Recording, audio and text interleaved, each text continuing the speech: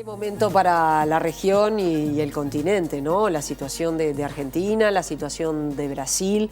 Está realmente muy complicado el continente. Bueno, el pulmón verde amenazado con estos incendios que se han provocado. La responsabilidad de los gobiernos por esta situación también, ¿no? Sí, mucho ruido, mucho humo que llegó hasta acá, pero ustedes me robaron recién en la conversación los 4 apuntes que yo quería traer y coincido totalmente que son focos absolutamente claves.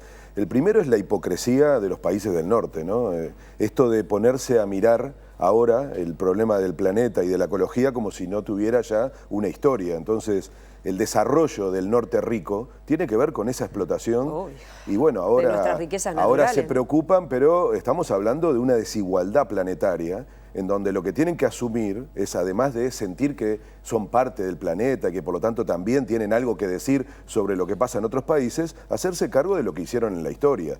Y entonces tener ahí una responsabilidad, se llama así, transición responsable, en donde entre otras cosas paguen por lo que ellos también destruyeron. Porque claro, ahora que le toca a otras partes del mundo intentar un desarrollo, ahí tienen una mirada conservacionista, pero digamos, hay mucha hipocresía en esto. Sí, claro. Y la segunda hipocresía es, ¿en qué marco se hacían estas declaraciones? El G7. En el planeta hay 194 países. ¿Por qué 7 países tienen que decir lo que tendríamos que decidir entre todos? Entonces, uno observa eso como si fuera natural, ¿no? Y ni siquiera tiene que ver solo con el poder económico, porque ahí no está sentada ni China ni Rusia. O sea, es la herencia de la Segunda Guerra Mundial.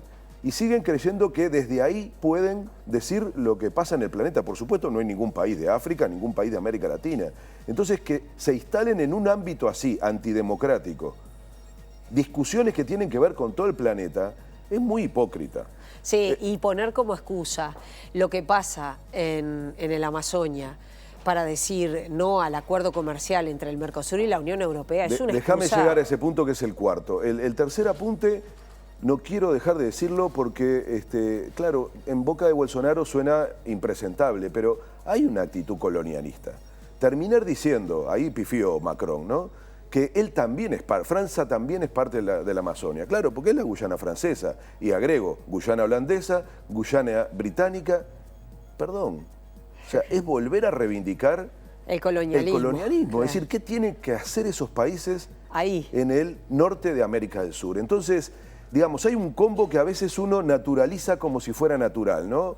El poder del G7, como si fuera democrático, legítimo. Esta actitud colonialista como si tuviera sentido a esta altura de la historia, y esta cuestión de lavarse las manos con la historia de lo que ha pasado en el mundo con respecto a la depredación del ambiente, como si el norte rico no tuviera nada que ver.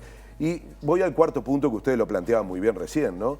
Es un cara rota. Ahí que estoy totalmente de acuerdo en caracterizarlo como un oportunista, porque los problemas que tiene Macron en Francia son enormes, con los chalecos amarillos, en términos de la injusticia que hoy recorre Francia, y la discusión con respecto al sector agrícola, que es el que le presiona más con respecto al acuerdo Unión Europea-Mercosur. Un sector absolutamente minoritario en Francia, pero que tiene mucho peso político, los tractores puestos en la calle. Para Europa, el acuerdo con el Mercosur es muy beneficioso, porque Brasil y Argentina entregaron casi todo lo que hasta ahora ponían como presión para que ese acuerdo no ocurriera. Digámoslo con claridad, no es casualidad que el acuerdo durara 20 años. Es porque alguno, no sé, de una manera conspirativa quería evitar el acuerdo. No, es porque había intereses muy fuertes en negociación. ¿Por qué el acuerdo sale? Porque el Mercosur, dígase, Brasil y Argentina, aceptaron casi todas las cosas que hasta ahora no aceptaban. Entonces, Francia pone palos en la rueda, sobre todo políticamente, no económicamente. Porque políticamente pesan mucho los agricultores franceses y hay mucho deterioro en la capacidad de gobernanza que tiene hoy Macron y no quiere abrir otro frente más. Entonces es oportunismo. Él trata de alguna manera, responder a una demanda interna con un planteo absolutamente distinto, que es el decir, bueno, voy a poner en tela de juicio el acuerdo Unión Europea-Mercosur porque me preocupa la actitud del gobierno brasilero con respecto a los temas del ambiente, como si fuera un tema nuevo. El comportamiento de Bolsonaro no es nuevo. ¿Por qué terminaron aprobando el acuerdo y aceptando el final de la negociación como si no supieran ya qué característica tenía el gobierno brasilero. Entonces, hay un oportunismo allí y, por supuesto, la presión va a venir del resto de Europa, particularmente de Alemania, que le van a decir basta. Sí. Basta porque nosotros tenemos mucho para ganar. Y España también, Sí, sí. Y España también. Es una excusa muy débil, Es débil, la que utilizó Macron. No, es no hay débil, duda, es ¿no? Inoportuna porque además demuestra que utiliza el tema ambiental como una excusa. Claro. En realidad, claro, después uno puede decir, está el Acuerdo de París, el Acuerdo de París del que, entre otras cosas, Trump se retiró. Sí. Entonces, en el G7, ¿por qué no discuten eso? Claro. En vez de hablar de Brasil. ¿Por qué no discuten que la principal potencia del planeta, que por supuesto, en todo sentido, es la que genera más problemas con el ambiente, de hecho, la recuperación económica de Norteamérica se está dando en base a que están cambiando la matriz energética y vuelven al fracking, que es uno de los elementos que deteriora más el ambiente, que es la forma en que se produce petróleo. Para salir de la dependencia del petróleo del resto del mundo, Estados Unidos empieza a aplicar el fracking, deja de importar petróleo y entonces genera una situación económica que es la que está sosteniendo a Trump en el gobierno. Entonces, ¿por qué no discute eso el G7? Ah, no, se la agarran con... Entonces, ahora, a ver, yo no me voy a poner del lado de Bolsonaro, porque ahora vengo a Brasil, y menos me voy a poner a hablar de esa cuestión patética de estar discutiendo estos temas que son muy serios para el planeta en función de si le habla mal o bien de la esposa, si el otro le dice mentiroso o no. Es decir, eso sí que es una cortina de humo, ¿eh? Eso es una cortina de humo. Porque los problemas de Brasil son históricos, son los problemas de América Latina, que nos dedicamos a producir materias primas. Brasil siempre hizo incendios, en el gobierno de Lula, en el gobierno de Dilma, en el gobierno de Bolsonaro. Esto está pasando en Bolivia, que tiene un gobierno progresista. Es decir, es el drama de América Latina, que nos dedicamos a extraer recursos naturales. Lo que está pasando en Brasil es que el sector sojero, que en toda América Latina es el más rentable, compra tierra y desplaza las otras producciones, Sí. en este caso la producción ganadera, que necesita tierras más baratas. ¿Dónde las consiguen? En el Amazonas. Claro, la selva no la pueden comer las vacas. Entonces, ¿qué hacen? Incendios. No son incendios casuales. Es la llamada deforestación. Exactamente. Ese es el mayor problema, que tampoco es nuevo, ¿no? Digo, Para nada. más allá de lo que es la presidencia de Bolsonaro, que dicho sea de paso, viene en picada. Su reputación como presidente viene cayendo, pero la deforestación y los incendios en el Amazonas no son algo nuevo, ¿no? No, y es una práctica que tiene que ver con el lugar en el mundo que ocupa América Latina. Nos dedicamos a producir materias primas, a extraer materias primas y después, con muy poco valor agregado, a venderlas. La soja es un símbolo impresionante, porque además es el consumo principal de China y entonces es tan rentable hacerlo que arrasa con todo lo demás. Y hay que decirlo, en Brasil el problema no es solo la deforestación de la Amazonia, es que se está vendiendo la Amazonia, porque esas empresas que van ocupando con esa producción el territorio son empresas extranjeras que compran, no solamente explotan, sino compran. Entonces se está vendiendo la Amazonas, no a una visión general, no, a capitales extranjeros que tienen como objetivo el lucro y que entonces nunca van a tener la idea del equilibrio ambiental. Entonces, esto se llama desgobierno. Desgobierno en Brasil y desgobierno en el planeta, porque estas cosas solo se pueden resolver con políticas públicas y con un interés que supere el interés económico de las empresas que lo que precisan es ganar y lo que buscan es ganar. Entonces, no es el gobierno del mundo el G7, tendrían que ser las Naciones Unidas y por supuesto el gobierno de Brasil no es su prioridad. Ahora quedó atrapado en esta discusión, pero la discusión de fondo es quién está ganando en esta ecuación en Brasil. Decías muy bien, la caída de popularidad de Bolsonaro es enorme, ¿no? Ya está por abajo del 30%. Entre otras cosas, ¿por qué no está resolviendo los problemas de fondo? Claro. Pero cuidado con creer que Bolsonaro está en una especie de caos en cuanto a su gobierno, que esa es la sensación que da. El que gobierna en Brasil es Guedes. Y está logrando, ministro de Economía, que cada uno de los pasos que se dan sean en dirección a su plan. El último objetivo era la reforma de la seguridad social. No la logró como quería, porque en el Parlamento hubo mucha discusión y muchos reparos. Pero hay una reforma a la seguridad. Lo mismo ocurrió con la reforma laboral, es decir, hay una reforma laboral. Y a la vez, como tiene problemas económicos serios, han puesto a la venta un conjunto muy importante de bienes del Estado.